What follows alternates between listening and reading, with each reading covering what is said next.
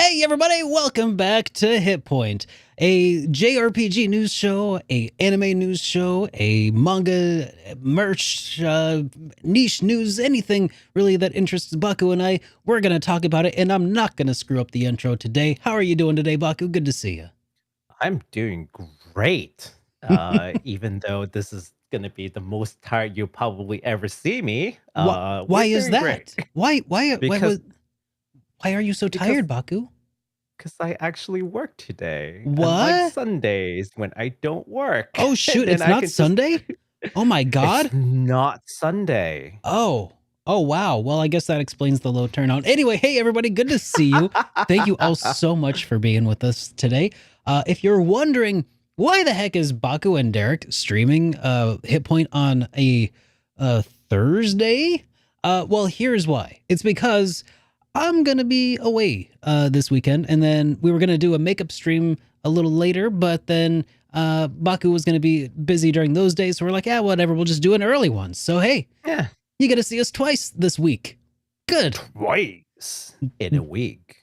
Well, it's probably going to be a little bit of a shorter episode today. I think a little bit lighter on the we haven't had all of the days of the week to talk about news about. But hey, Baku, we did get some pretty cool news so far, though. So what would you say is today's leading headline?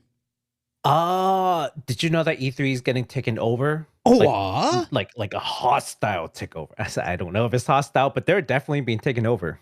that's pretty cool because I'm hostile toward E3, and I'd love to see them getting taken over. We'll talk about that a little later on.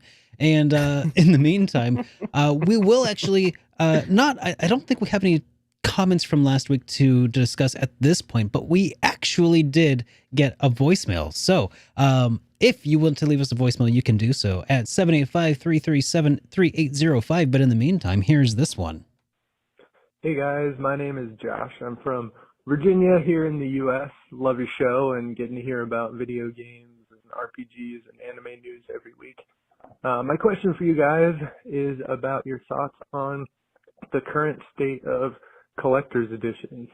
I love my collector's editions, and personally I was super excited for the Xenoblade Chronicles 3 collector's edition, but was pretty disappointed to find out it didn't come out with a soundtrack or anything like that. I know it's still hard to get and everybody was going after it, but it just didn't feel like it came with as much stuff as Xenoblade 2 did. And I'm looking forward to the new JoJo game in their collector's edition, but it just comes with the statue. So kind of what are you guys' thoughts on those collector's editions and the stuff, what makes you want to buy collector's editions? Also, I'm sure you guys will probably talk about it, but Sony announced that their God of War collector's editions are going to come with a lot of cool stuff, even a steel book, but not even the physical game. I guess it's probably just because they're coming to PS4 and PS5, and some people have digital PS5s. But as a collector, it's kind of disappointing to me that I don't get the physical game. Do you guys think there's a better way they could handle the distribution of those collector's editions coming with games? And lastly, just a fun question for you guys. What are some of your favorite collector's editions? I still think my favorite is probably Xenoblade Chronicles 2, but I also really love the Working Designs ones from PS1. All their collector's editions are really cool. The Lunar one is probably my favorite, but Lunar 2, Arc the Lad, they're definitely prized possessions in my collection. So anyway, thanks for listening to me ramble. Keep up the good work, guys. Thanks. Bye. Well, thank you for that awesome voicemail there, Joshua. That was a lot. That was a lot of questions. Where do we start? So that was, oh my gosh. Were you taking notes? Because I took mental notes, but mental notes, but my mental note paper is kind of worn and dusty. I haven't. Anyway, so it was collector's editions. Collector editions. Yes. Yeah. Okay. And how I they kind of weak and well, some of them are kind of weak, some of them are awesome, and it's kind of all over the place. I guess just kind of curious about our thoughts about the state of the current collector's edition. State of the collector's edition. I think they're hurting, honestly. personally speaking. I feel like the collector's editions, like I think he nailed it with Lunar being one of my favorites of all time. Actually, Lunar 2 specifically because it had the hard book, the hardback bound manual. It had cloth map and an emulet. It had feelies, is what they used to call these sorts of things. They would help you further immerse yourself into the world. This is something that dates back to, gosh, early PC games like RPGs, and they were really awesome. But yeah, if oh gosh, Lunar even came with a soundtrack disc, like built in. God. Like they packed that thing. Working Designs packed that thing full of awesome stuff. But yeah, what do you think? What do you think though? I mean, I think you probably get a few more collector's editions than I do currently these days. Well, first of all, Josh from Virginia, US, thank you for listening to the show. We are also from the US, so that's why I was laughing about it. It's just like, how nice of you to clarify. Yeah. Well, as opposed to all the other, there actually might be other Virginias though, isn't there? Like, are there other Virginias, right? I bet there is because it's named after the queen, I think, of England of the time, queen, who was supposedly a virgin or something forever. And I didn't think that's like a good thing to like glorify, but you know what, like weird like 15th century people, right? Anyways, so back to the question, and there were a couple. Let me just take it a step at a time, right? Answering your first question, the state of the or maybe the decline in offering in the limited edition probably has a lot to do with our logistic chain right now, and just COVID has basically made that a lot worse. Producing anything physical, which these limited editions usually entail, cost a lot more to produce, and as a result is either they take a loss or they would need to price it a lot more. An alternative is to just give you less things, and again, the reason is because just producing anything at all is being exponentially more expensive. Every parts of the assembly of a package costs more. So it's not like, well, add like a $5 tax to things. Like, no, this little bit's going to cost more, and this little bit's going to cost more, and this little bit's going to cost more. Everything in the supply chain costs more. So it compounds, right? So I think they're left. So they're left with two realistic choices: either A, they give you less things, or B, they don't do any collector's edition at all. Which, as you will see from some of the games that we talk about later, that's the approach that Square Enix has taken for some things, but not others. But we'll talk about that. I think you raised a pretty good point there about how costly things are, and I feel like one of the reasons that Lunar 2 in particular had such an awesome collector's edition, the complete edition was this was 90s money, right? Yeah. If we're talking about, let's keep that in mind. 90s money was about twice as powerful as today's money, and games still cost about the same price. So they had a bit more overhead that they could work with back then. And I guess, like, unless you're willing to spend, $120 on a collector's edition, I suppose that you probably shouldn't, or more than 120, you probably shouldn't expect that level of like unique small print run sorts of items and small, because that's the other thing is that collector's editions by definition are limited editions. They're limited run. They're very small print runs, and those cost like an order of magnitude more per unit than mass-produced items. Yes, because absolutely, scale is what makes things so much less expensive when they are produced at scale. It's just because you can basically copy and paste a bunch of times, have the factory run a few more rounds, but all the tooling and stuff that you have to do for manufacturing those things, that's a one-time cost, regardless of how many you do, basically. And it's not cheap. So that's another thing to kind of dovetail into what you're talking about there, Baku. Yeah, there's a reason why volume discounts a thing, right?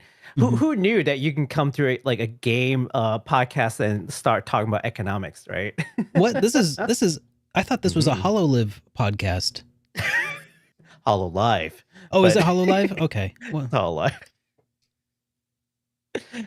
Oh, but you can watch more over at Weepsauce.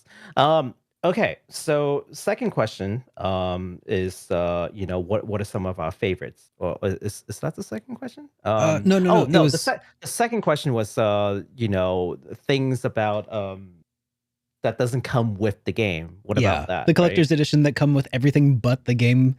Yeah. That Yeah. that sounds crazy, and I think that Fluppy Dogs had a perfect response to that, and that's that if you're gonna Mhm. do something like that, do what the movie industry does. Give you the physical disc and a download code. I actually support the idea of producing without the game and just sending it separately. And you will see that Oh, like what we'll talk Nintendo about with yeah, yeah. basically like what Nintendo's doing. I'm Okay. actually okay with that because from a logistics standpoint, that makes more sense. And because now you don't have to wait for an extra component to then package into a whole thing, so you can produce them separately. You can even ship them separately. But also, I feel like what they should do instead of calling it limited edition, you should call it like a collector's like Bundle, sort of like a collector's bundle. pack. Yeah, collector's bundle where you have this thing like you can buy this like commemorative Yeah. item set, like I do physical like that items. idea. So it's Yeah. not so much like you're buying a collector's edition of the game. You're saying Hmm. buy the game. Sure, everybody's going to buy the game, but then Hmm. there's this limited collection, this box that would Hmm. complete the collector's edition essentially. That Right, doesn't include the right. game. That's Yeah, yeah. smart. You just buy the game separate. It's fine. Yeah, that makes And sense. as a matter of fact, I think it makes even more sense if you can just buy all of them separate. I can buy the game. I can buy the commemorative tab. I can buy them both at a discount. So now you bundle it together, right? So Yeah, yeah, because I would take an just want the extra soundtracks, and I 10% would off. probably just want the feelies, Yeah, that's the fine. the acrylic standees. I could probably leave. But I feel like that's also the thing is that the things that we would want out of those packs are the things that are expensive. Yeah. And the other things that they throw in are just throw-ins to, add Yeah. to the list of stuff included, right? Yeah, that's right. I mean, hey, but it's sort of a that's a for perfect that to me is actually very pro consumer. It's not, it is very pro consumer, and it makes more sense from a production standpoint. So it in my mind is more win-win than forcing you to have to buy it, and have to have it shipped all together. Yeah. But you guys let us know what you guys think in the comments, man, because we'd love to hear, what y'all think would be like a good solution to all this. All right. Oh, Ready and to then move on to that last? Yeah. yeah, the last one, favorite ones. I already said Lunar 2 was my favorite. The pendant the Lucia's pendant, that was so cool. And the Yeah. soundtrack. I love soundtracks also. I'm Mhm. looking forward to when collector's editions start including LPs. Oh, jeez. Man, the day that happens. Um Yeah, in recent memories, I think some of my favorite one, there's this thing called Death and Request 2, where they bundle a light novel that bridges the two games together. That's pretty creative, and it doesn't cost a whole lot. You just print like a small paperback book. I mean, but it adds a lot of value, right? It's like, Yeah. oh yeah, well, wonder what happens in the story in between. Well, here's a light novel. It's like, oh sweet, that's really cool. Another really cool one is Near Replicant. That one had like these like metallic pins. It had like the English scripts inside. It had the CDs. It just like the whole nine yard. I'm just like, wow, Square, you went big on this one, and it's a huge box. I kept looking back because I'm like, do I want to like up so I can show them to you? I'm like, it's fine. No, you can do that on And the show it off on your Weebsauce channel. Everybody make sure you check out Weebsauce. yes. um, And then I think last but not least, most recently, the coolest one I think is the Ida Stomnium file Nirvana initiative, because that one actually includes a Papa Parade figure. So it's a Ooh. collaboration between Spike Chunsoft and Good Smile Company to make a pop-up parade figure of Aiba, which is a central character. So that's super neat. So there's actual like high quality figure that goes in. So imagine, for example, if you will, a Trails of game that has like a pop-up parade of like Estelle, right? Like Okay, that'd be pretty rad. fans would be ecstatic, right? Yeah. Mhm. So just imagine that. That's the level of hype that that particular bundle came with. So I think you know, in the future, at least for a lot of Japanese companies, they can look to that, and maybe Falcom could you know, work with Good Small Company, because they're more than happy to, you know, lend their services to design and to bundle like a small figure that would come with these games. I think that's like a good value proposition for Mhm. some folks, at least. As long as they don't partner with the people who made that Kingdom Hearts figure that I showed off the other week. Jeez. Yeah. Oh, never that. Never that.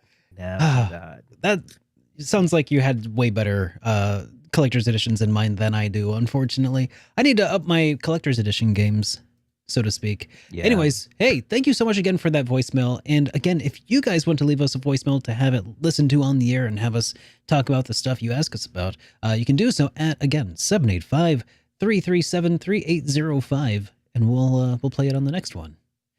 Yeah, absolutely. I do have one, you know, and this is my fault because I usually look for comments. I'll read one comment just Oh, so okay. we don't break tradition. Okay. Sure. This is from Jackson Holden. He says, us with Moe's, I despised rabbits until I played Mario Rabbits. Now I'm absolutely adore them. The distinct way they present them in a crossover is very likable. It is a really good game, which is the game that we covered last hit point. So Mhm. yeah, definitely check out. If you guys are a big fan of XCOM and you just really hated that RNG, because God, that RNG, check out Rabbit and Mario, because that game's fun. And I Yeah, don't say that often about Mario games. yeah, that's yeah. I feel like I hated the rabbits as well because my first introduction to them was like some gosh, what was it? Some Wii title where like it was Oh, it's like a bunch of mini games, right? yeah, a bunch of mini games and yeah, I don't even remember much about it. Just like there was like a not a there was a rhythm based one where you like shake the nunchuck and the Wiimote in rhythm Mhm. with something, and I was like, okay, what are they doing with Mario, and why is this an RPG? Like that's where my headspace is, Mhm. and maybe if I gave it a shot, like that person said, maybe I would also, maybe they would grow on me. We'll Oh, the see. game is fun. Like, never mind the rabbit. Just like ignore any of the character choices. Just the game itself is fun. Yeah. Yeah. All right. Well, just that's so that we don't break tradition. Thank you again. Okay. Also, and I forgot to mention this before, but also we will be responding to super chats at the end of today's episode as well. Um, Yes. and I also forgot to ask Baku, what have you been doing this week? Do you stream? Where do you stream? And what are you doing these Do I days? stream? Do I stream? I certainly do. Yes. I am currently streaming Persona 4 Golden over at Twitch dot TV/Pakistan JRPG. I had to think for a second, like Twitch.com. I was like, no, it's not Twitch.com. Twitch. What? I know. Twitch.tv/Pakistan JRPG, where you will find me streaming Persona 4 Golden. As a matter of fact, I'll be streaming after this podcast, maybe like 30 minutes or so afterwards, but I'll be over there. I'm also working on a new YouTube channel, which, by the way, great news. As of today, I finally got my unique URL. It Oh, is really? yeah, it is youtube.com/weepsauce. So no more crazy letters, right? You can just type youtube.com/weepsauce and you'll find me. Where we'll cover, of course, Weep News weekly. So things that you don't really hear, things that are a little bit more niche, just really rapid fire, really quick, get it out. And move on with your day. So that sounds like something that you're interested in. Come on by and hang out over there. Awesome. Thanks, Baku. Yeah, what are you doing, This Mr. Derek? I've been What are you busy. doing? I'm still working on videos. I haven't put anything out and I haven't streamed. I'm bad and I feel bad.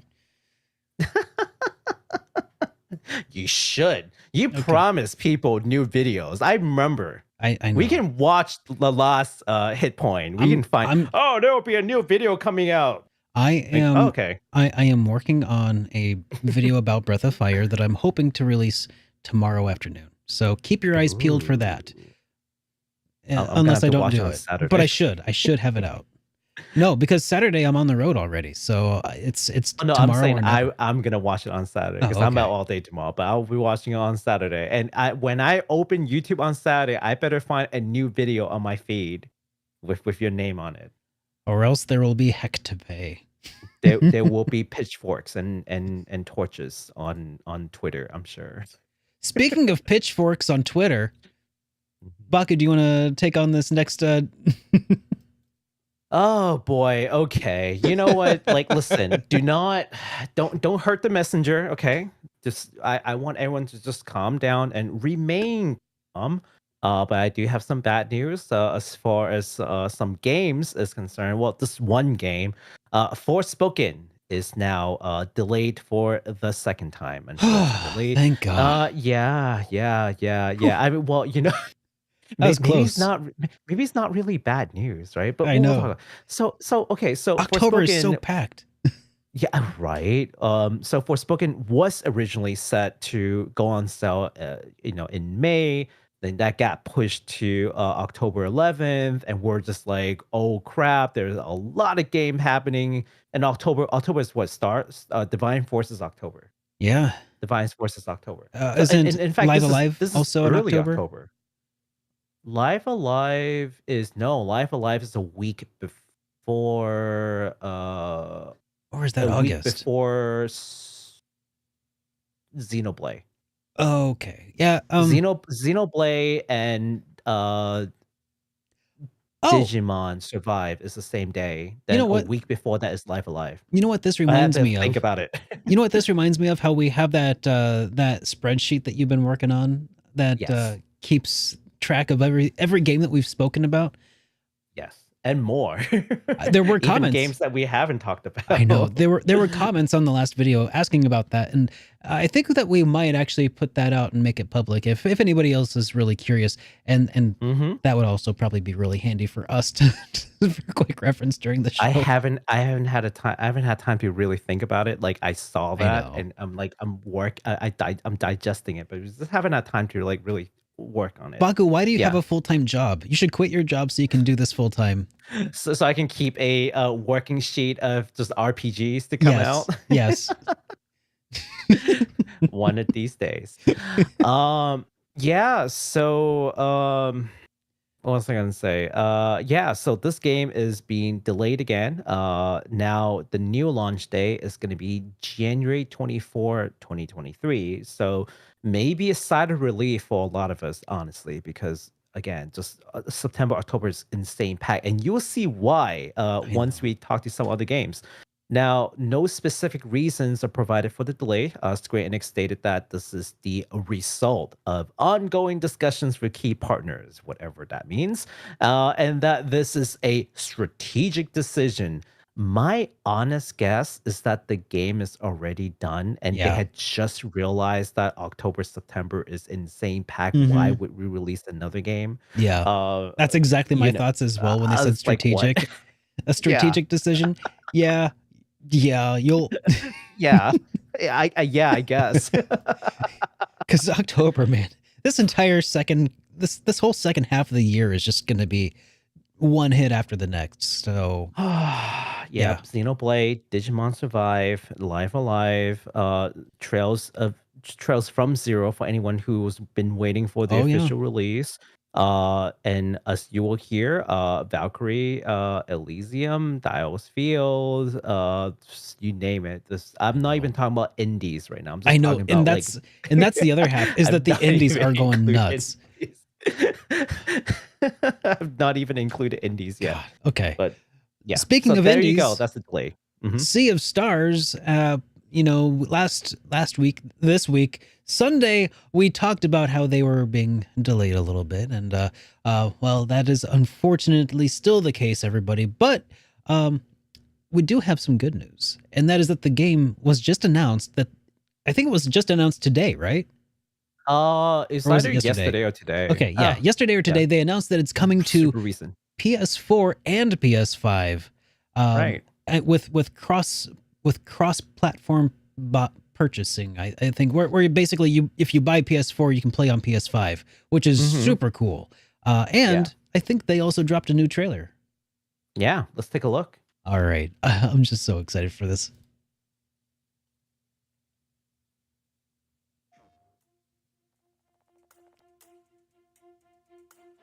God, this trailer. Oh, it looks so good. I can't even look at it. Yeah, it looks really good. Like, what the actual heck? I know. Like, the earlier trailers look good, but this, I don't know. Like, this new trailer looks it has like in-game fishing. It does have in-game fishing. Or else, is it really JRPG if it has no fishing? No. I am playing the heck out of this. Oh my god. I will play the heck out of this. This looks phenomenal. What is... Oh, that is so cool. That is really cool, dude. Okay, so you get to control what stats to increase. Oh, that's nice. Oh, look at that overworld. I know, the overworld, this looks so good. The character portrait looks great. Yeah, they do. Solstice Warrior. Oh, the enemy looks really cool too. I love the design. It's just so dang everything clean. about this is great. It's so I clean. know. Hey, listen. Listen. What? What? That's the second part of the trailer. Oh. That is cute. Okay. Okay. So are you buying the collector's edition of that, by the way? Because I totally am. Is there a collector's edition? Not yet. They haven't announced it yet, but I'm buying it. I am going to make one. If they don't do it, I'll make my own collector's edition with my 3D printer and my CD burner, and I will make a soundtrack from YouTube rips. I don't care. I will do it. You can print some. You can print some shirts. Print some shirts for them. That would probably get me sued. Oh, get you sued. Unless you print it yourself. You know, that would actually be a really interesting idea for like a YouTube video project. Just like I made my own project, my own collector's edition with figures and a soundtrack and I don't know, an instruction manual or something. That'd be pretty interesting. I could probably do that. Okay. It'd be an interesting art project. But anyways, what were you gonna say? So like, by the off chance that the developers of Sea of Stars is watching, it's a good game. Take all the time you need. Like, we're not even angry. We're not remotely mad. Just, I know, delays, people, pitchforks, we get it. But if you're gonna make a super polished games, just take your time. Take your time. Kidding. Please. No rush, please. Yeah. Can't wait. I'm glad that they delayed it if they needed to, because if they rushed that, I would feel really let down, honestly. Yeah. It looks like it's coming together so nicely. Oh my god, that looks so good. That looks so good. I would watch the trailer again, but we need to move along, I think. Yes, we shall. All right. The next game, I chuckled this name like a couple of times, but the game is called Sword and Fairy Together Forever, and it is not. It is not a Disney game. It is not a Disney movie title. It's not? So it is not. Okay, so a little backstory, right? So previously, this game is known as Sword and Fairy 7. It is an action RPG that's based on Chinese mythology by a company called Softstar. And that is being renamed as Sword and Fairy Together Forever, as it is being released on PS4 and PS5. Now, I know many of us are probably hearing about this game for the first time, but this game series actually dates back to like 1995, and this is actually the 7th installment. So it's not like some random like Chinese company just decides to make a game. Like they've been making this series for a while now. And I don't know for sure because I don't really follow this particular one, but I think this may actually be the first one that's like widely available in the West. Yeah. But of course known as Sword and Fairy 7, and it's actually immediately available on PC. So that sounds like something you're interested in. But if you want to wait for the PS4, PS5 version, it's going to be called Sword and Fairy Together Forever. Okay, let's take a look at the trailer so people know what I'm talking about. Okay. All right. I couldn't stop laughing at the name. God, I know I'm just being immature, but just like Together forever. Together forever. Oh. Why? Okay, that looks pretty cool. It is a really good looking game. But yeah, Together Forever does sound. Just please fire whoever gave you that name, like, but keep your like game development staff, because you know they made a great game. Just God, that name. I bet it sounded way better in. You said it's a Chinese developer, right? So in Chinese, probably sounded way cooler. Probably. I think this is made with like Unreal Engine thing. Unreal Engine. Counter enemy tactics. Oh yeah. By staring at them.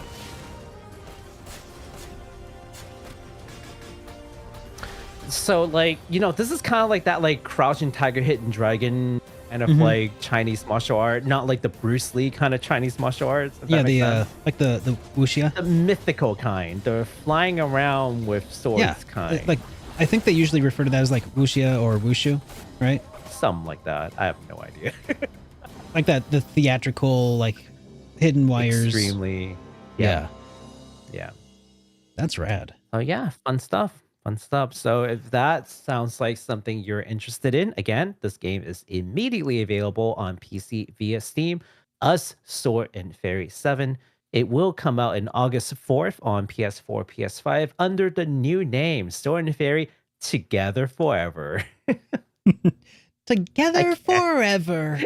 This is such a bad name. Great looking game, but terrible name. Fire that guy, please. Oh God. No, I think that name is cheesy enough that it'll actually probably be memorable enough. It'll move units. It'll meme itself into success. And speaking of Together Forever, Valkyrie Profile Lenneth and Valkyrie Elysium it's kind of a double feature that we're going to be talking about today. We're going to be talking about these two Valkyrie games together forever. So this is an enhanced port from the PSP version of the game for PS4 and PS5. This is going to be released on the PlayStation Network on the 29th of September this year. It appears to be digital only so far, though. So that's the Valkyrie Profile Lenneth title. But moving on to the new game, Valkyrie Elysium is an action RPG that will follow the new Valkyrie named Maria, who has been tasked by Odin to prevent the Ragnarok. It is notable that this title is not developed by Tri-Ace, though, and is instead by Soleil. So you want to take a look at the new Valkyrie Profile Elysium, Valkyrie Elysium trailer. Yes. Okay. No, I would have liked for them to call this Valkyrie Profile Elysium instead of Valkyrie Elysium. It's just like I keep wanting to say Valkyrie Profile. Like I can't help it. I agree. It definitely makes me want to say Valkyrie Profile Elysium as well. Yeah. But I'm out here looking for something. Some things. Well, being in the state it is. Valkyrie, heed my words. Ragnarok. Okay, I feel like she looks a little better in this trailer than yeah. Just a tad better, right? They must have. I mean, that was like the early, that was like an early model. Yeah. That's why I was like not gonna be too harsh about it. Like now that we're coming closer to release, like things change. Square Enix must have figured out what to do to fix the graphics via. Wow, they did it with our survey. Are you sure? With a survey, exactly. I've no interest in that. There's nothing left for me in this world. Never gonna let them live that down. I just want Never. to make things right. I do like the voice acting though. Yeah, and honestly, the skin texturing actually looks pretty natural, I gotta say. At least on some I of mean, these I shots. like this over Divine Force Yeah. For sure. This looks. I mean, the skin texture is miles better than Divine Force. I can't. I'll still play it, but Yeah, of course. not happy about it. I mean, I'm happy about it too, but I'll still complain about it. Yeah. I'll be like, this game is great, but man, that skin texture sucks. That does look pretty cool. The combat, it's still a little bit, warpy, a little flashy. I really think that they're kind of going for more I know people say Dark Souls, but like when I look at it, I see more East, like modern East gameplay than Dark Souls gameplay. Because when I see like the sword movement, I don't feel that like weight. Yeah. You know what I mean? Yeah. Like it doesn't feel like it'll punish you for making like the wrong attack like a Souls game would. It's a little flashy, a little faster, and also you got like these like partners like AI that will be around you to help you and whatnot, so that feels more like East 8. Yeah, so you're East actually seeing 9. some actual gameplay here, and Yes. yeah, it doesn't look Some as very- weighty. You're it definitely doesn't have that. I feel like that's one of the unique things about the Dark Souls, the and the Monster Hunter games is like you have to commit to your attacks. It's kind of like jumping in the early Castlevania games. Yeah, a little more actiony. I think a little less punishing than probably what's that called? The Final Fantasy Origin. Probably gonna be a little less punishing than that. I think. Yeah. Well, But with the option to scale up the difficulty, because I think that's very important. yeah. Well, so I think that trailer looked pretty dang cool so far. Yeah. Again, that's coming out on the 29th of September for PS4, PS5, and then on the 11th of November, it's getting a release to PC via Steam. Now, there's also a pre-order available right now for physical and for digital versions of the game. Why would anybody pre-order a digital version? I don't know. But for PS4 and PS5 Digital Deluxe Edition, you will also be able to get Valkyrie Profile Lenneth game. Not so for the PC version, though. That's right. Yeah. All right, So for the pre-order for the deluxe edition, you get these like in-game items and like, okay, you know what? Just going back to what was it Josh or Jason earlier? Josh, yeah, it was Josh. Okay, listen, Josh, if you're listening to this right now, just going back to what you were asking about collector's edition, deluxe edition, that realm of things, the absolute worst thing they could give us is these digital items, because digital items means nothing. And it's limited time. It's like, oh, you can only get this on pre-order bonus, get this digital item, get the sword or whatever. I haven't even touched the game. I don't know what the sword does. Like, yeah, you can give me numbers. They mean absolutely nothing to me. Exactly. Like, yeah, oh, it's 50, it's a $5 value. It's like, well, that's what you think because you priced it that way. It's a 5-star sword. It's like, what does that mean? I have no frame of reference. I don't know. Like, yeah, that's the absolute worst. So, yeah, stop it. Stop it. Get some help. Yeah, stop it. Yeah.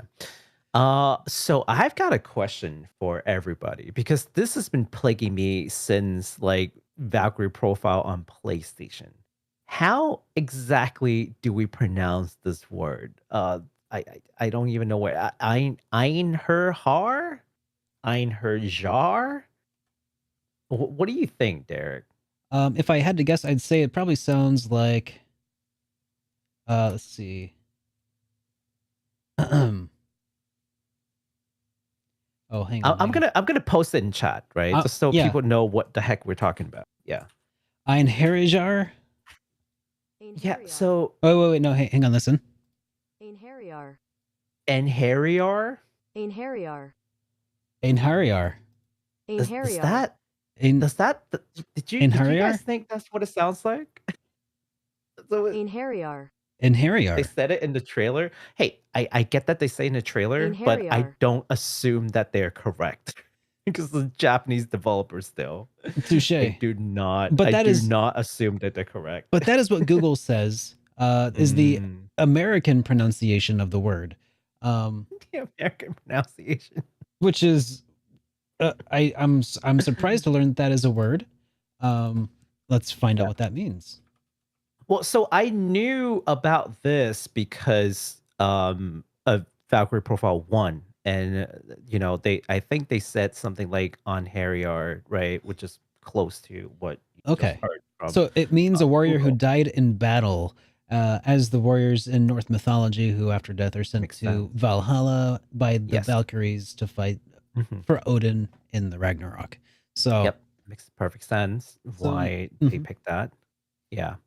It's Yeah. just I don't trust their pronunciation Oh, at yeah, yeah. all. So you know what I'm saying? So I wonder if there are people in the chat who are just like, oh, I am an expert in Norse pronunciations. Like, you know what? Listen, there are all kinds of people who are into all kinds of things on the internet. So one of you might be just like a scholar in Norse mythology and could just like totally school us in all of this. And I'm looking Oh, yeah. at that. Yeah. I'm I'm sure of it. deferring to the chat's wisdom here. I'm deferring to Yeah. Google's wisdom with the how to pronounce guide. Ein Harrier. This like Google lied. Harrier. Did you see that? This like Google lied. They're like Google lied. Well, take it up with Google. But thank you. It's just a thing that like just bothers me so much. Mhm. Anyways, speaking of not being able to pronounce things, the DioField. Uh, Is it di- well, you thought it was DioField? DioField, but it was me, DioField. Anyways, I'm gonna say DioField. The DioField Chronicle. No new trailers, but the pre-order pages are now up with a slew of pre-order bonuses. The digital deluxe edition will include some in-game items, the kind that I loathe. Again, just whatever. Oh, you get a knight spear. What does that mean? I don't know what that means. It does not entice me. But it does come with a soundtrack and a digital art book. So that's something that you're looking forward to. Maybe the digital deluxe edition is what you're gonna get. Now, we do have something that we want to show you because unlike Valkyrie Profile, this one actually has a collector edition. It's actually a really interesting one at that. So speaking of collector edition, you want to hop on over to my screen really quick, Derek? You betcha. What have we Okay. got here? We've got ourselves a very interesting box here. So this is the DioField Chronicle Collector's Edition set, which comes with this beautiful box, very premium. But what we're really looking at is it's a board game. Mm. They came up with a board game as part of the Collector's Edition. So people, again, Josh, cool collector's edition. Is this cool enough for you? Is this worth your while? Like, look at this. It's a freaking full-on board game. Some people like tabletop games. Yeah, I yeah. mean, for $100 though. I mean, Yeah, it's just- that's what I'm saying. It's $100 for a board game, $100 for a board game made out of cardboard and cardstock. I mean, there's some markup going on there, I think. But hey, what else is there? Like there's some die. Are those little plastic And standees? Are those little plastic standees? Yeah, acrylic. Are they acrylic standees or are they just like They're- acrylic bases with like little cardboard stand like standing up in them? No, they are acrylic. Okay. Look, Okay, yeah, they are acrylic. Yeah. Okay. So they're acrylic. Yeah. Comes with all these like game cards and all that. I mean, it does take time to try to get a game working, although I wouldn't be surprised if they took like some existing game and made it their own. yeah. But there are also pins. Look at these Hey, beautiful pins. I was gonna say Hey, those with the pins. pin. Those Mhm. pins are so far the coolest thing, and I know Square Enix would have charged at least like $80 for those pins alone. Exactly. These are metallic pins, so I can there's tell. that. Those are awesome. Yeah. Those are the enamel pins, which are Yes. the best kind of pins. Yeah. little pricier. Yeah, so acrylic stands with the All right, board I game. can't complain then if they got the pins, but does it have a soundtrack? Does it? I don't know. I would hope Let's so. see here. It might be digital. Uh, Item. Yeah. Blah blah. I guess CDs are kind of a dead medium at this point for a lot of people, so I feel like soundtracks are kind of harder to come by. They're a little bit more specialty items at this point, so maybe download codes. I think some company has done that where like they'll give you like a PSN like PlayStation download code, but like this game is cross-platform, so I guess the only way is if they give you like a download code that's redeemable at Square Enix, which I think could be a thing that they could have done. Mhm. Like oh yeah, enter your redeem code and they give you a link to download it. You can download it like a couple of times, maybe like 10 times. I don't know. Like all right. yeah. Well, you know Yeah, what? so This whole Mhm. DioField Chronicle thing, I think I have a solution here. Yeah. And that is, what does it say in Japanese? Does it have like a Japanese spelling? That is a good question, and I don't know. But while I look at that, yeah, so back to the whole bundle thing. Oh yeah. This is kind of what I'm talking about. Like this game, this board game here, this whole thing, that's like the commemorative like board game, right? So you can bundle that with the actual game or not. It's just buy this thing, Yeah. you can bundle it for a discount. Buy right? it separate and then handle the logistics separately, and yeah.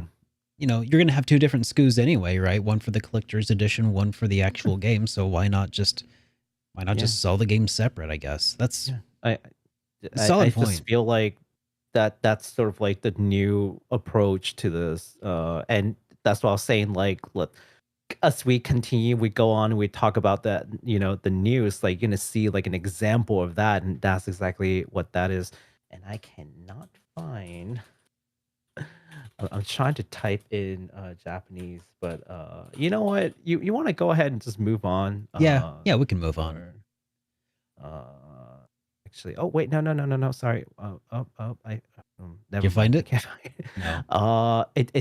It's spelled in English. That's why I can't. Oh. It's not written in katakana. That's why I'm like, oh, okay. It's not giving me any like clue as to No how to pronounce clues. this thing. Yeah, no Oh. clues. Yeah, unfortunately. Okay. Well, it was it was a valid attempt. A valiant I'm effort. sure I'm sure if I take longer time to actually find. Oh, never mind. I found it. It's Dio. It is Dio. Dio. Yeah. I finally found a Japanese website. It took a second. Yeah. Dio. Awesome. All right. So there you cool. go. Glad we could settle that. Thank you, Yeah. Baku. All You're right. welcome. Well, want to move on to the next section of news here? We got some anime news that we can talk about. Yes. Okay. I see that you have not signed on for that, Derek. Wow. Yeah. Well, we'll talk about it. Yeah, no, I got this one. All right. I mean, I wrote this, so I think I should take care of this. All right. So, yeah. So in more somber news, this one's a little bit serious. I did mention in Twitter that we've got some bad news, and here's the bad news. The Yu-Gi-Oh manga creator Kazuki Takahashi has passed away, unfortunately. This is in according to Okinawa News Report. Katsuki Takahashi, the creator of the Yu-Gi-Oh manga, passed away at the age of 60. So what happened is that a boat, that was traveling off the coast of Nago in Okinawa Prefecture had discovered his body, and they were able to identify him the next day as Takahashi. He was wearing snorkeling equipment, so you will see that a lot of outlets is already basically stating that it is a snorkeling accident. However, as you all know, we don't like reporting on things that's not necessarily accurate. And in this case, I want to just stress that the police and the Japanese Coast Guard are still investigating in the circumstances of his death. So please do not jump into conclusion. Although it does most likely that to be the case. Still, we just want to be extra careful with touchy news. Yeah. So just talking a little bit about Takahashi for people who may not know who he is. Takahashi started his mangaka career in the early 80s. I think, in fact, his first work was in 1982. Hmm. He then launched his most famous work, of course, that everyone knows, Yu-Gi-Oh! In the year 1996. And throughout the years, he's been involved not just the creation of the manga, but also with the animation of it, which actually a lot of mangaka won't really touch. They sort of defer to these production studios. Not so for Takahashi. Hmm. He's very hands-on, very involved, very passionate about the projects, up until even in more recent years, Yeah. in a lot of the creation, he's still very like involved with this project. So, the absolute legend in the anime world, and he will be missed. Yeah. That's man, that's such a sad story because it's a sad day when anybody passes, right? Um, Yeah, and it's especially sad because it's going to affect a lot of people who continue to enjoy his work to this day. And what can you say? Obviously, his work is legendary. Uh, so it's it's really just it will be yeah. his absence will be felt by many. Um, Absolutely. Was it? I mean, most recently, Bandai Namco actually handles the Yu-Gi-Oh games, and obviously the most recent one is a card game. I just can't remember what it's called right now, but it's just wildly popular. So hey, if you guys are, into these kind of card games, maybe give Yu-Gi-Oh a shot. It's got a huge player base. In fact, there are a lot of tournaments around that. So you know, definitely looking for a robust card game. Look no further. all right. Well, Yes. moving along from that very sad news, we have some sort of it's big news. I'm kind of glad for this news. It's also bittersweet though. So in industry news, the PAX organizer ReedPop has officially taken over E3, which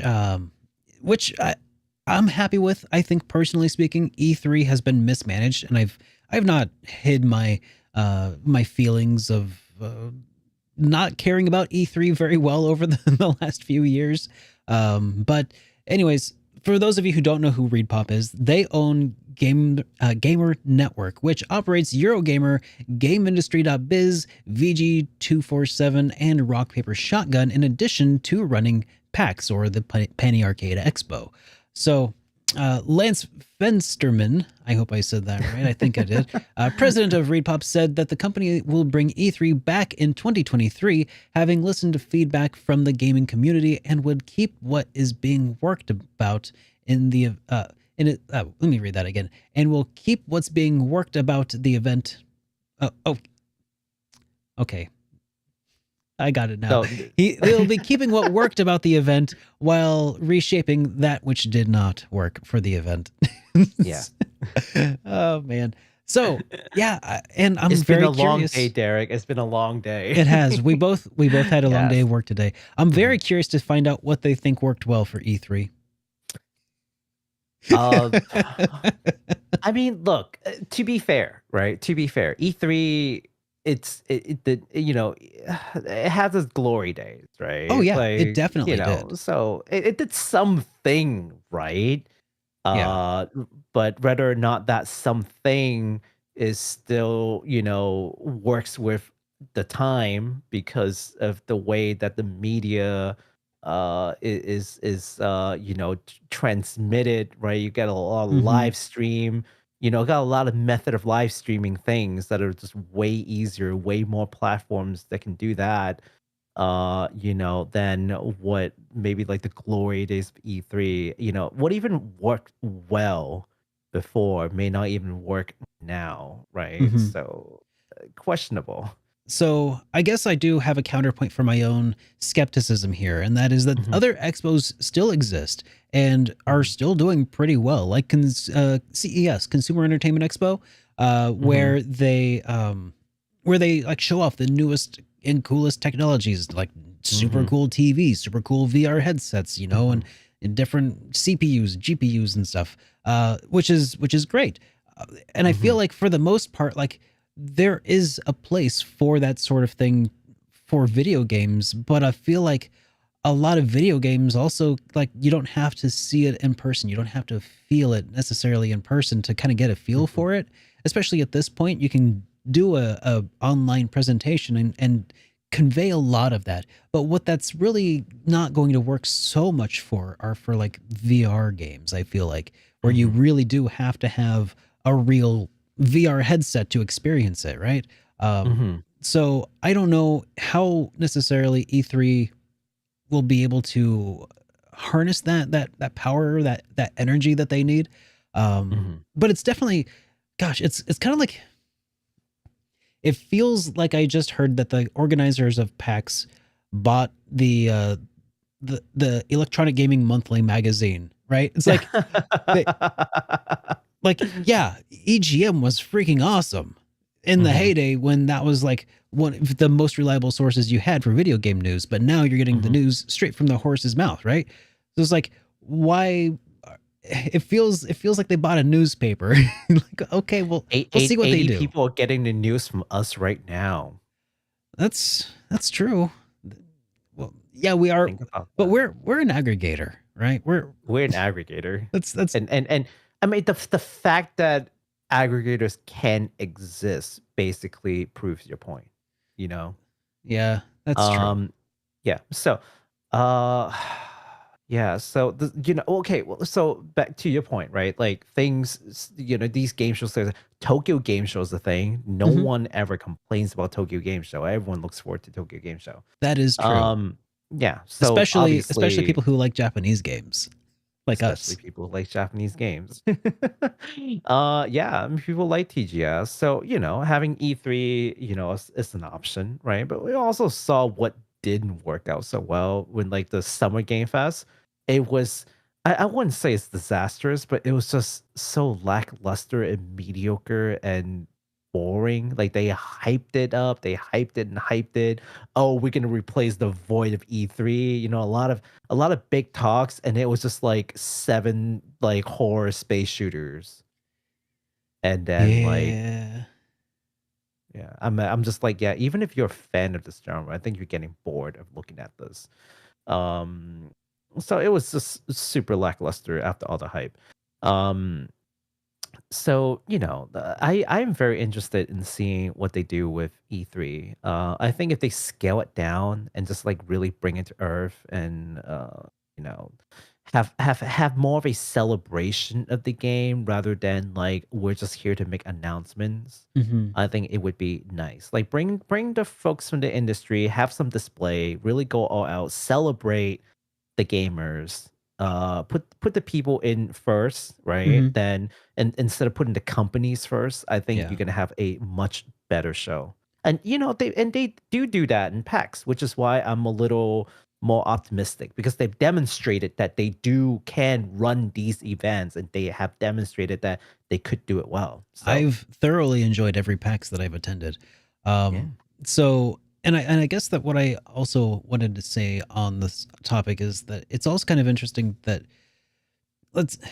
there's kind of a chicken and the egg scenario going on here where people would show off games at E3 because E3 had the respect and the eyes of the people on it, right?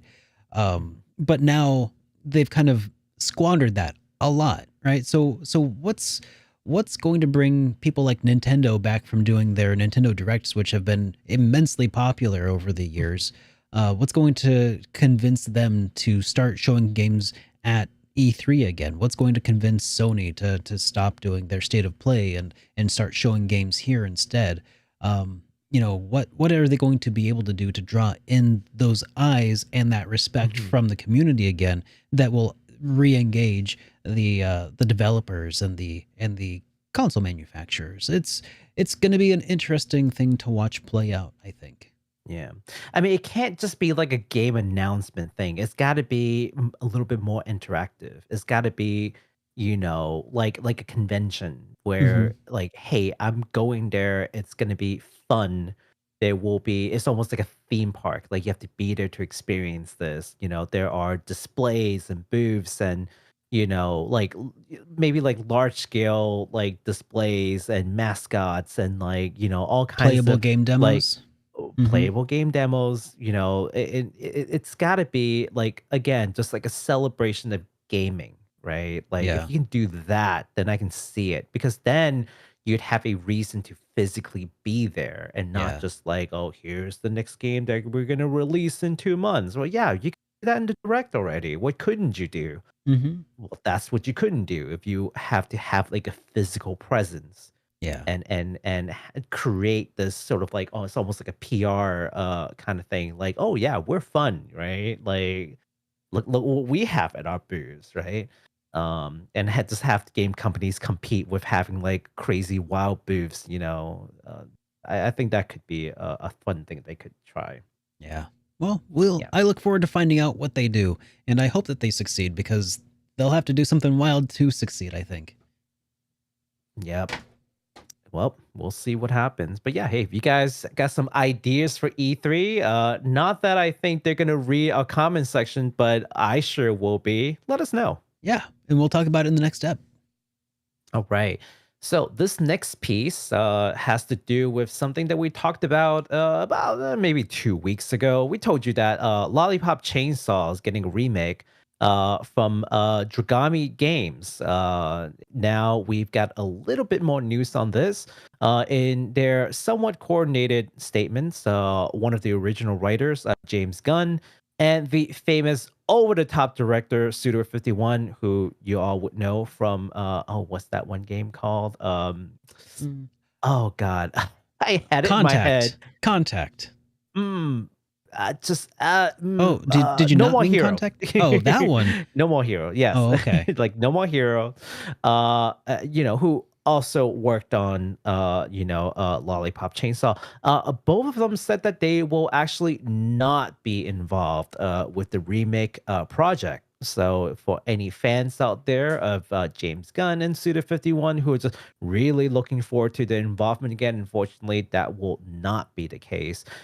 Still, it is not unusual for creators to come up with sort of like baseline ideas for a game or a piece of media to then not be part of like a remake or revival, because they're really there just for the inception.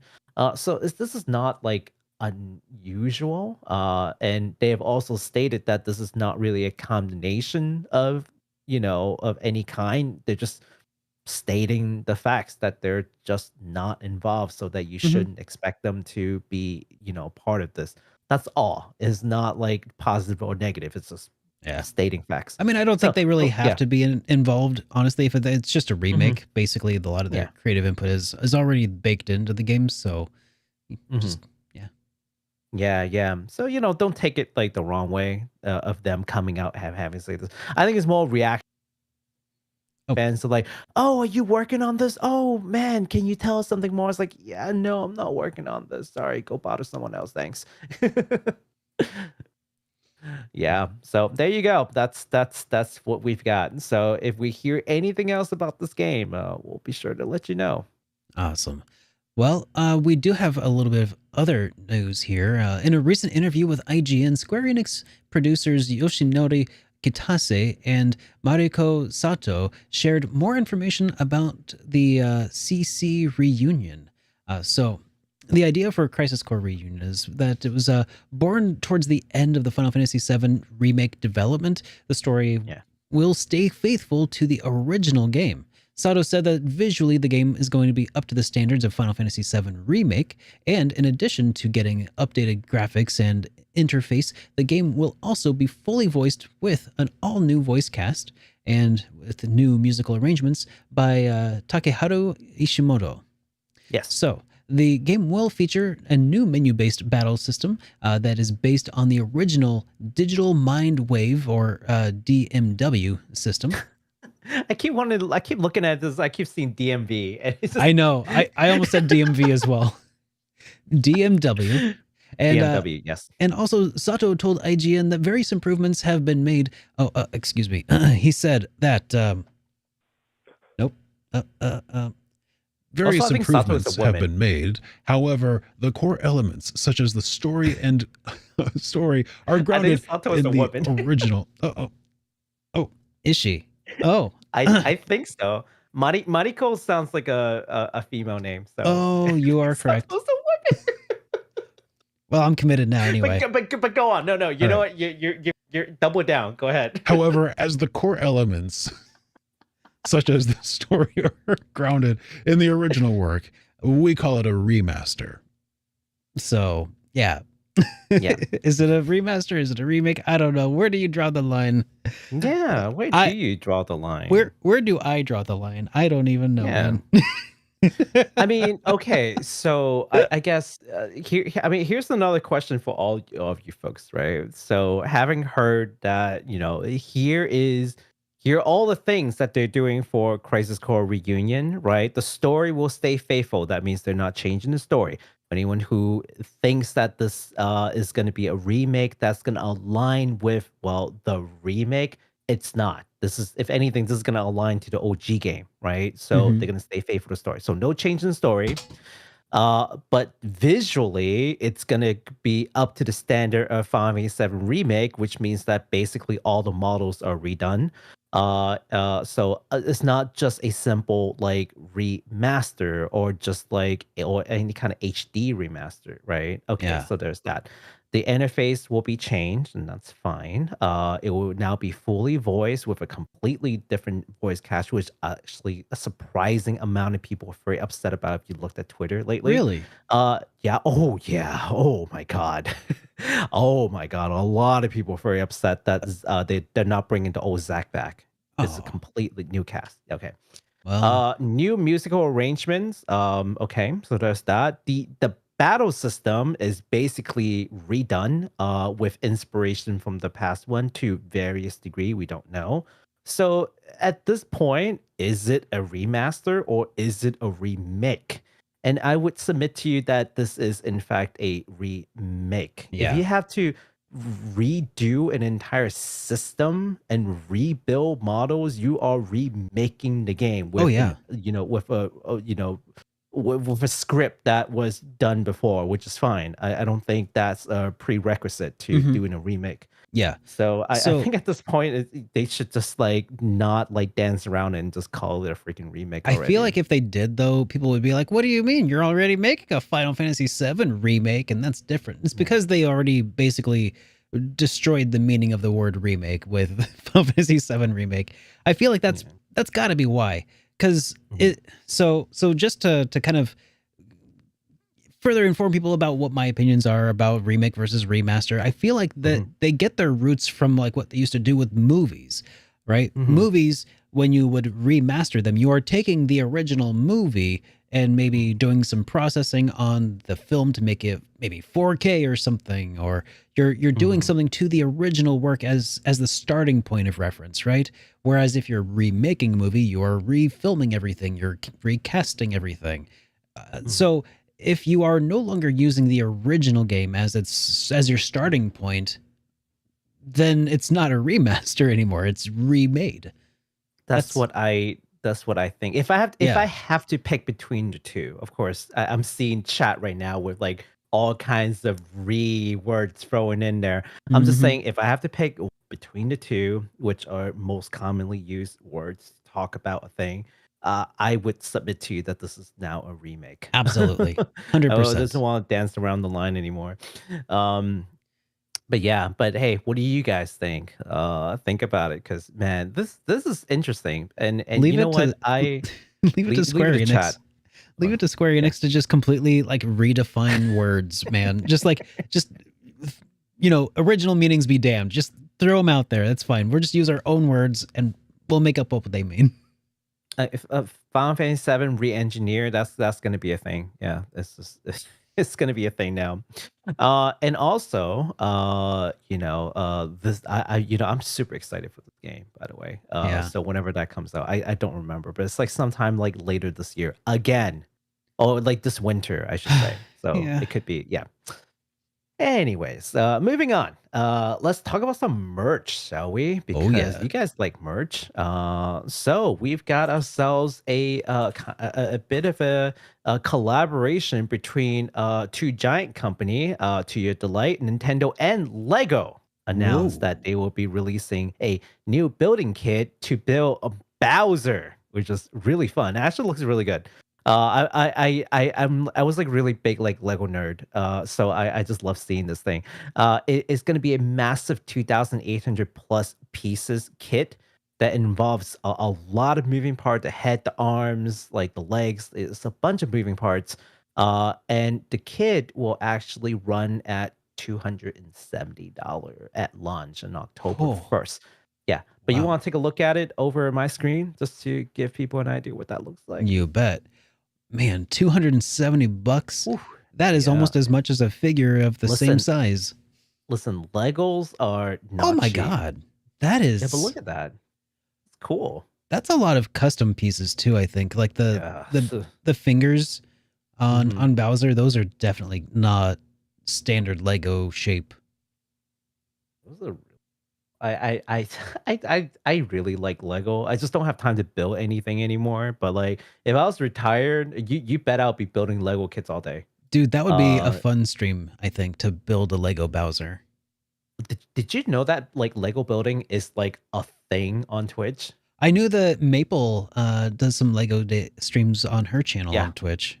Maple Yeah, Creature. Maple Creature. Yeah, Maple Creature definitely do Lego builds. But like no, Lego building is like a thing. People love watching like Lego builds on Twitch. I didn't know that was a thing until Maple Creature started doing it, and then I started getting involved with some of their community members. And I'm just like, wow, this is like a whole thing. I know, right? So yeah, it's really cool. You get to live vicariously without spending all of the money on Lego. It's expensive, man. It's expensive. But hey, you know what? You're getting, Twitch, what is it? Donations and bits and subs, and that's gonna fund Subsidizing your next the set, habit, right? yeah. Exactly. Exactly. Exactly. Well, All right. Speaking of expensive stuff, Derek, tell yeah. us more about this. We got a new special edition, not a collector's edition though. It's just a very special edition that Nintendo is releasing a Splatoon 3 themed Nintendo Switch OLED on my birthday. It'll go for $360. Is it your birthday? Oh, not right now, but it will be on August 26th. So Ooh. it'll go for $360. $360. Okay, Wait, hold on, time out. What is an OLED model cost right now, though? less than that. OLED Switch right now, no, it's $350. Is it really? Yeah, OLED Switch is $350. This is only $10 more. That's What? actually not bad. Yeah, I'm looking at Amazon, $350. On Target, $350. GameStop, $340. Oh. Yeah. Well, hey, let's but take no, a $350. they have a trailer, or rather a teaser or something. They got a thing Yeah. on YouTube about this. So let's look at the thing. Yeah, let's look at the thing. So it's looks like that. There's there's the in this the dock, the handle, the Joy-Con. Yeah, okay, that looks pretty rad. I like that. No, it looks really good. That looks a lot It better. looks really good. It's too bad it's Splatoon themed and not something cool like an RPG. Wouldn't it be nice if there was a Xenoblade Chronicles 3 Switch Nintendo? If it had those cool colors, I would buy it. You know what? If they made a Xenoblade Chronicles 3 Switch, I would lose it. I would instantly. I will find a link. I would walk away from the show right now and buy it like immediately. Baku, if you got the Nintendo Switch limited edition Xenoblade Chronicles edition, I would really highly recommend that you don't lose it, because that sounds really expensive. Probably $360. Probably about that. Okay, so I saw that and I was like, it's $10 more than like the regular Switch, but I guarantee you it's gonna hold like way better value. Like limited edition consoles tend to hold much better value. It just than looks way the regular cooler. one. Yeah, it's $10 more. I mean, The I don't. the fade between colors, that looks so clean. Oh yeah, that gradient, it looks amazing. And I don't actually know if it comes with the game or not. So there's that. But hey, yeah. Probably So wait, hold not. up. I Yeah, mean, maybe not. that's okay. It's just the limited edition, but that's cool. I mean, Hmm. if I cared about Splatoon, I would be all over it. Yeah. Well, I already have 2 Switches, so I'm not buying a third one. That's damn sure. Understandable. Yeah. Yeah, I bought a Switch for my mother to play Ring Fit. That hasn't worked. No? Wait until she retires, which is soon. I think once she retires, I'm gonna like get her to play Ring Fit like on a daily, and she's gonna be way more fit than myself. Maybe you should play I- Ring Fit. I have been. I put it in my living room, right? So I have Yeah. my personal Switch down here where I play all my RPGs and all my save, because transferring save between Switch is a pain, right? So I'm not Mhm. doing that. But then I have like the workout Switch upstairs that just basically does nothing but just plays like Ring Fit, because I don't feel like moving up and down. I don't feel like sharing a Switch with my mother if I Yeah. want to convince her to just like, I'm just like, here you go, this is like your own unit. And I got her the I got her to Dragon Quest Switch in case she doesn't want it. I'm just like, well, I still have a Dragon Quest Switch. That's fine. That's cool. Yeah. But anyways, yeah. Yeah, Ring Fit's actually surprisingly really fun, guys. I actually wanna- have a copy. I need to play it. I played it once a while ago, and It's then really fun. I felt really bad because I couldn't do much on it, and so that actually set me on a weight loss journey of my own that I'll talk about some other day. But yeah, so I should play Yeah. it again at some point now that I've lost a bunch of weight. Mhm. Yeah, definitely. In fact, maybe that could be a stream idea. How about community goal to get Derek to play Ring Fit on Twitch? Baku, what are you trying to do to me? You knock that off right now. Shame him on Twitter. All right, what else you got for us, Derek? Nothing. Oh wait, Well, I got something. Okay. You got it. You got it. Oh You yeah, sure? yeah, yep. I see it. Okay, yeah. Yeah. So on unrelated news, Oh! Tell us more. the Splatoon 3 themed Nintendo Switch Pro Controller and carry case will both launch alongside the game on the 9th of September. So That's right. Yeah. make sure you check that out as well. Yep. All right. So we're winding down. We're heading towards the fan and community project and news. And man, this is a hilarious one. All right. So check this out. Okay. So one diehard F-Zero fan, for anyone who does not know, it's like an old school like racing game on Nintendo consoles. In Japan, spent about 5 million yen, which is roughly $40,000 US, to buy more than 100 shares of Nintendo stock just to give him a chance to attend the annual shareholder meeting, right? And you're wondering why would he want to do that? Well, he wanted to go there to ask the executives just if the company has any plan at all to bring back F-Zero. So the man goes by the name of Momiji in Twitter, and he did say admittedly that although he had purchased enough shares to gain access to such a meeting, he wasn't guaranteed to get a question in. That actually was just kind of a bonus. But he did manage to talk to the Nintendo president, Shuntaro Furukawa himself. When asked if Nintendo has any plan to bring F-Zero back, Furukawa responded in the most corporate way possible. In translated quote, "It is realistically difficult to develop new titles and remix, including sequels, for every Nintendo game that people request. But we are very grateful and appreciate the expectations our fans have of our games." End quote. And also, thanks for the money. And also, thanks for the money. Wait, okay, but and I was gonna say this. Look, listen, I have Nintendo stocks. Like they're not bad. Like buying $40,000 worth of Nintendo stock is actually not a bad investment. Yeah. a bad investment. There are worse things you could invest in at this point. There I are suppose. worse things you can do with $40,000. Yeah. Like going to Vegas. Bet it on black. Yep.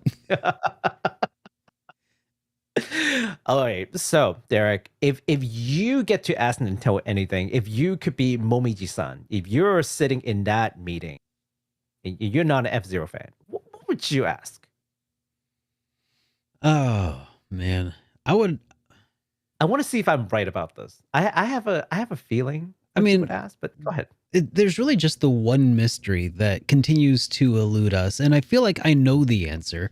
Okay. And I've made a video talking about the answers, about the reasons that Nintendo will never bring Mother 3 to the West. But I think it would be nice to get just a solid, real answer from somebody. Right. Because the closest thing we've gotten to an acknowledgement of Mother 3 in the West was that E3 where I knew it. where he freaking like lit a fan on fire for asking about Mother 3. I can't remember his name off the top of my head right now. I knew it. You know I was going to bring that up. I Reggie. knew it. Come on, Reggie, bring up Mother 3. How about this instead? I mean, like that's the closest thing we've even gotten to an acknowledgement of Mother 3's existence in the West from anybody at Nintendo, and it was lighting somebody on fire for asking about it. So I feel like that's a bit uncalled for, but I would like to get a real answer from somebody. Well, the answer you get is it is realistically difficult to develop new titles and remakes, including sequels, for every Nintendo game that people request. But we are very grateful and appreciate the expectations our fans have of our games. Sorry, that is the exact same quote that I'm going to give you. Yeah, I feel like it's I get a that. canned response. I got that, and wow. If You're I got welcome. that You response, didn't have to spend. You didn't have to spend $40,000. You just made that real. You just made that real for me, by the way. You just made that real because it dawned on me, like as you were saying that, I was like, wow, that is a whole lot of nothing. My God. I told you, if that is not the most corporate like response like from executives, I don't know what is. I'm glad I didn't spend $40K on that answer, on that question, but yeah, I mean, he's again, to be fair, he spent $40K to buy stocks. Stocks will appreciate, so it is an investment, but stocks only go up. Yeah. But his intention is to be at that meetings. That's what made this like newsworthy. If that makes sense. Like he didn't buy it and just so happens to go. He bought these stocks with the express intention to attend this meeting. Yeah. So hopefully he can ask this question because he's such a huge fan of the F-Zero series. He just had to know. He couldn't let it go. He put his money where his mouth was. Hey, that's something, man.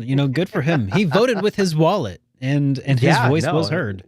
Yeah. So and yeah, it's not like he gave it away either. Like he can just sell. He can sell it again. Whatever. It's just whatever. Yeah. I guess he can't get his trip to. Yeah, he just can't get his trip back.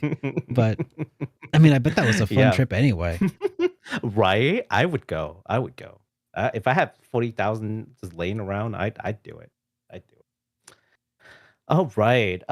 This last piece of news is also another fun piece of news that I think you guys will enjoy. And that involves the living legend himself, Let Me Solo Her. So some time ago, we talked about Let Me Solo Her and this guy just to refresh everybody's memory. There's this boss in Elden Ring. I think it's called Melania. But basically super, super hard boss that a lot of people will have trouble beating. In Elden Ring, there's a system where you can summon a player to help you. And one such legend named Let Me Solo Her would do just that. And they'll ask you to just stand back and just let them solo her, Melania. And they have done it upwards of 2,000 plus times, to the point that everyone knows this living legend. There are people who will spoof this person, and it's so notable that people are cosplaying as this person. because this person was just going with basically a fishbowl and no armor and just dual weld, this boss to death, right? Yeah.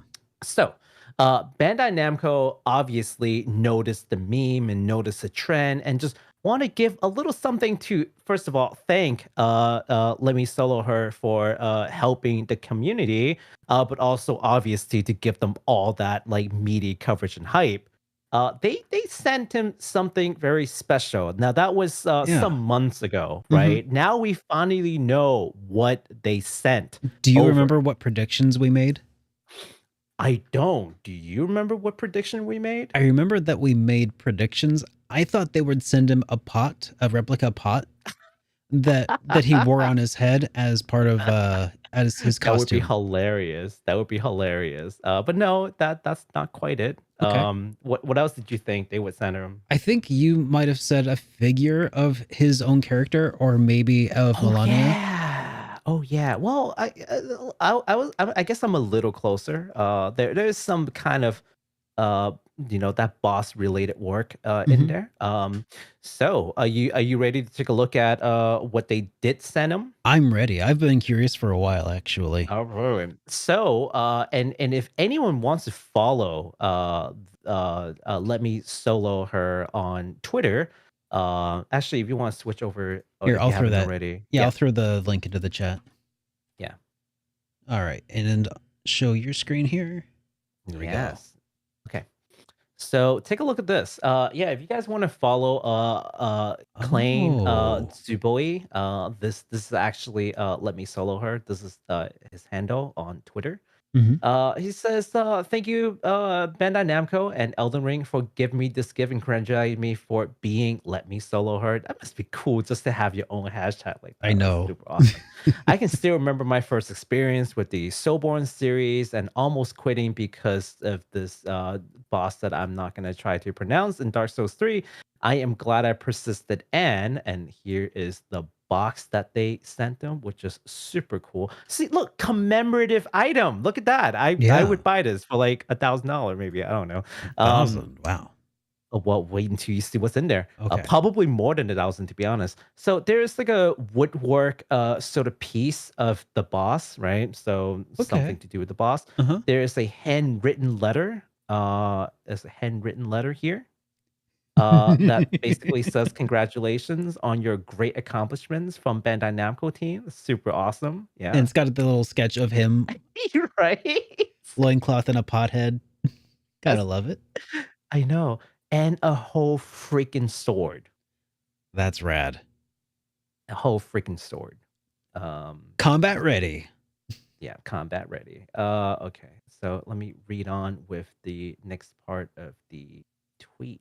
Actually, hold on. How the heck do I read the next part? This is 1 out of 3. I know the tweet continues. I can't see the next part of the tweet. I know I'm bad at Twitter too. It's okay. I am terrible at Twitter. Is that it? 2 of 3. There it is. Oh, there 2 of 3. Yes. Went on to enjoy the game because this community is one of the most passionate and dedicated people I've ever seen in the game, and I'm proud to be part of it. Many people shaped me to who I am today, including Vati, Fighter, Pi, Iron Pineapple, Chase the Bro, and Zuli. And here are more screenshots of like the up close of the piece of woodwork that they had sent over to him. On the back, it says from Ooh. Software Bandai Namco. It's one of 40 of those made. That's interesting. Either that or is actually, hold on. What is that? What does that mean? Yeah, 11/40, 11 out of 40. So you mean I can get this somewhere else? Maybe. There is a map that they had rolled up. So that whole thing that they rolled up, that's actually the map of the continent, I guess. Mhm. And the sword itself that says Rise Tarnished, which That's cool. probably means something in that game, but I haven't gotten far enough to know what that means. I'm sure chat knows what that means. Let us know what Rise Tarnished means, like the significance thereof. And then there is the third. Limited Breakers, Bonfire VN, and many others. I hope they know that they have inspired me to be who I am today and continue to be awesome. Thank you, everyone. Let me solo her. You, sir, are a living legend. So Man, there you go. That's what Bandai Namco sent them. That is so cool. Super awesome. Ah, That that's such a sword cool looks story. so cool. I know. I'm kind of So cool. I'm kind of jelly. It's Just a really a little bit. It's a Well, pretty listen, rad replica. No need to be jelly. All you have to do is, beat the boss like 1,000 times I'm on for it. other people. Yeah, go for it. All right. Well, I do Yeah. believe that that's about it for the news. So let's go ahead and take a quick gander at some of the super chats people have been throwing at us here. Yes. Which is not loading for me. So let me figure that out for a second. Let me read some chat. They said it means get up. You're the tarnished. First thing they tell you. Okay, get up tarnished. It means you are on the ground and need to stand up. Okay, so in my defense, okay, when I booted this game up, I was not paying attention to the story because I was also doing a charity stream and I was eating. Oh yeah, that's right. And you were forced to I was- like take shots and stuff also at the time. I was taking shots and I was eating like Carolina Reaper like spice like peanuts, and then I vomited. So I was not paying attention to the story at my all. God. That was like the last thing I was paying attention to. I was also playing the game with the controller upside down. So like, Okay. in my defense. I have uncovered all of the super chats, and there's a bunch. Okay, so Okay. from Bring Back Flippy Dogs says, Baku, I've changed my mind. I am now on Team Zippers for hoodies. I think I'm glad that we read that because Team Zippers, I'm kind of down with Team Zippers as well, personally speaking. I like zip up hoodies, but I'm telling you, they're the best. Got another one here from Diana Lopez who says, Zipper hoodies for me. Also glad I could catch this stream. Love you both. Hey, Deanna, welcome back. Yeah, Deanna. Glad you're able to catch this. Thank you so much. Bring Back Flippy Dog says, Collector's Edition Fund Initiated. Oh, no. Let us know what kind of collector edition you've been getting, because I'm very interested. If you guys have gotten any like cool collector edition on games, I'd love to know, because I kind of want to see. I kind of want to see what's like cool for you guys. I mean, what's cool for me is not cool for like everybody else. I got a figure, so you guys don't care about figures. Like some of you guys want like an care LP. about figures. Yeah, you kind of care about figures. You want an LP or a figure? LP. See, I want a figure. Right? That's what I'm That's saying. That's understandable. Yeah. But yeah, I want to know what you guys think is cool in a collector's edition. All right. Cetra Blues says, congrats on securing your YouTube URL, Baku. Hey, Also, thank you. Also, Derek, looking forward to that Breath of Fire video. I'm playing through the very first game after watching your game collection review and loving it. Cheers. Ooh. Oh man, Awesome. the Breath of Fire series has been such an awesome series. I'm actually remaking this video, or not remaking, but making this video has had me walking down memory lane of like all of the RPGs, all that I've played in this series, and yeah, it's got me wanting to actually play them again. And I think I actually might have an excuse to replay Breath of Fire 2. They've got this fan retranslation patch that Oh, nice. I'm super Okay. interested in checking it out at some point. All Are right. you sure you want to replay it now, or wait until they like announce like a new Breath of Fire and Ooh. then replay? Well, we'll find out. I mean, here's the thing. Who knows if they actually will or not? So rather than just like assuming that they will and never playing anything, because at the moment it feels like a dead series to me. You know what I'm gonna Right. do for you, Derek? Okay. Mhm. I'm gonna buy $40,000 worth of Capcom stocks. Okay. I'll march right on over to the annual meeting whenever. Actually, their fiscal year is around like February. So next year. Okay. Next year, I'm gonna plan ahead. Next year, I'm gonna fly over to Japan. I'm gonna march right on over. I'm gonna learn Japanese just to ask the executives if they plan on bringing Breath of Fire, just for you. Incredible. I appreciate your dedication on my behalf. You're welcome. Like I don't even care like that, but you know what? Just for you, Derek. So speaking of Breath of Fire, Bring Back Flippy Dogs says, Derek, when is the moratorium up on your deal with Capcom to produce a Breath of Fire YouTube video to coincide with the announcement of the Breath of Fire 1 through 3 collection for all modern platforms? Thank you in advance. That would be cool if they did that, actually. That would be really cool. Call me Capcom. I want to be a Capcom or did they creator, yeah. already? I don't know. I guess we'll have to find out. Now, Still Alive threw in another message here, says, I just started playing Dragon Quest VII on 3DS, and wow, it is a long RPG. What is the longest RPG that you have both played? Do you recommend them? You know what? Go ahead. You go first. What is the longest RPG you played? Okay, so it's hard to say for certain. I'm thinking that if I count both of these, it's probably Persona 3, because if it's Persona 3 FES and Persona 3's The Answer, those two combined, because the first one was like 120 hours, followed by another 30-hour second chapter. I mean, otherwise it's probably something like Oblivion or Skyrim or Fallout. I mean, because those games go on forever and ever. But as far as Japanese style RPGs, it's probably Persona 3's FVS, The Journey, and The Answer. It was 150 hours. It was a lot. Oof, yeah. Hands down, again, just Japanese style RPG, which is basically all I play. Hands down, Tactics Ogre. Really? The original and the PSP, going through every single route without a guide in the original one. I don't even know how many hours that is.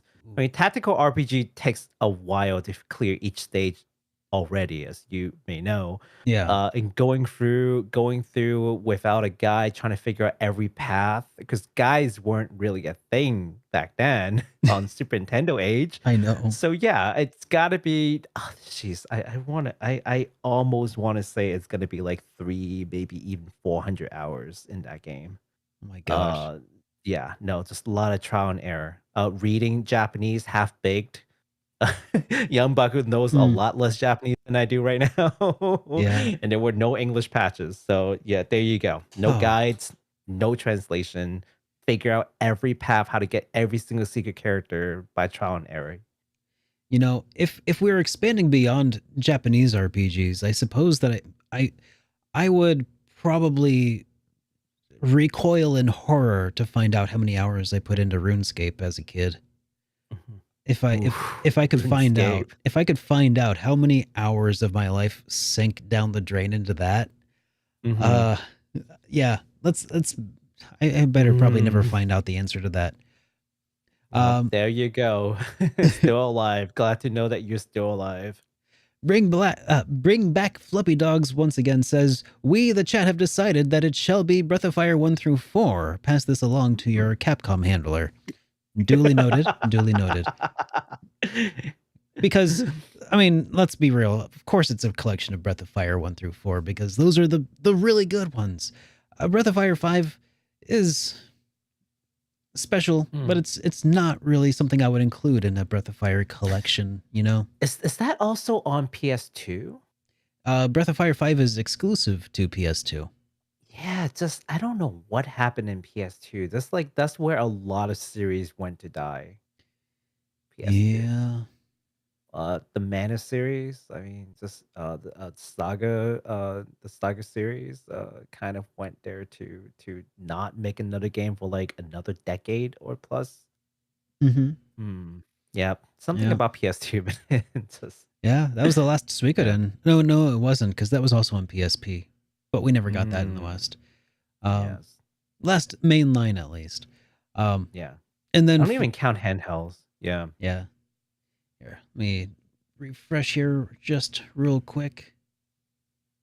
See if. Got any? No? Okay, yeah, we do. We got a couple other here. Bring Back Flippy Dogs now says, quotes out of context for t-shirts. Maybe you should play Ring Fit. You're welcome for the free merch slogans. Well, there you go, Derek. You need to make that into reality. And then still alive with another one here says, second super chat of the week. What is your biggest gaming regret? For instance, one regretful time I threw away my Nintendo Power Collection. Excuse Sadness. me? Mm-hmm. Why Yeah. would you do that? Biggest regret. Oh, biggest regret. Okay. Yeah. So, I mean, along those lines, I'd have to say there was a time when I was fresh out of high school and living on my own, and I was hungry, so I sold a lot of GameCube games along with my GameCube, including like Metal Gear Solid Twin Snakes, which at this point is not inexpensive. You know, the Zelda collection titles, the oh gosh, I had Baiten Kaitos on there. I still haven't recovered a lot of the GameCube games that I ended up selling. I sold Dawn of Mana. I don't regret that so much. Yeah, Dawn of Mana was not a good game. I'm sorry. But yeah, some games did get sold for groceries at some point. So unfortunately, that's, I don't know if I can regret that because it did, you know, give me sustenance, but it definitely feels like a raw deal in hindsight. Yeah, I mean, I don't think you had a choice. Yeah. So it's not really like a fault. You choose life over like a thing that appreciates, like that would have only matter if you stayed alive. Stay alive. Yeah, my big regret, and this one is, I think a more actual regret is letting a friend borrow a limited edition PSP, and then for him to have lost it. Yeah. So I had a limited edition Crisis Core PSP, which I got for my birthday from another friend. And I don't think he has ever forgiven me for like letting someone else borrow and then subsequently having it lost. So yeah, definitely friendship ruining moment right there that I highly regret. You know, and I had not been able to find another replacement since. Now, of course, I can be your replacement friend, Baku. No, I meant the system, but you know, thank you. Anyways, I meant the PSP, but okay. Yeah, no, they do sell you know, Crisis Core PSP on eBay. The problem is I can't tell if any of them is real or not. The one that I had is definitely authentic. Any other ones I can't say for sure. So, and the ones that I can probably say for sure that is still sealed is probably like upwards of $1,000 or something. So yeah, definitely not happening. Are there a lot So, of fakes in circulation at this point? I would imagine so because at some point they were selling like you know, shells that you can just like install. So it's hard not to imagine that, you know, someone would buy like a plain PSP, put in some limited edition shell, and just like sell those for like a mock-up, right? Yeah, I could totally see that. It's just like a white Yeah. PSP with some decals on the back, right? Yeah. Oh, it's a silver one with like a number like etched in. So it's like they only made like I think 70,000 of them or 7,000 or something to that effect. So there's a limited amount. But yeah, but that number could just, you can just forge whatever number you want. Like it doesn't mean anything, right? So you know, anything can be faked in from especially China. It's just like they're just master at like bootlegging literally anything. So yeah, never going to buy one from eBay, which means I'll never get another one. So that's my big regret. Oh, bummer. Well, yeah. I feel like your regret is more regretful, more regrettable. I should have said no. Good one. Yeah. But I've since learned to say no to a lot of things. So good lesson in life. It is a good skill to have for sure. Oh, yeah. All right. Well, I do believe that wraps things up for Super Chats today. thank you everybody for joining us. If you enjoyed today's podcast episode, please be sure to give it a like here on YouTube or on your podcast streaming platform of choice. And I guess we will see you guys all in the next one. But until then, I hope you all have a great rest of your week, and we'll see you not this Sunday, but the following one. Baku, any Yes. closing thoughts? Closing thoughts. Really, thank you all of you who showed up to our just like last minute deciding to do this on Thursday. I mean, geez, know. like I would have missed it. But yeah, for all of you who like did miss the show, extra thank you for being here. Yeah, y'all are incredible. All right. Man. Have a great night, everybody. Night.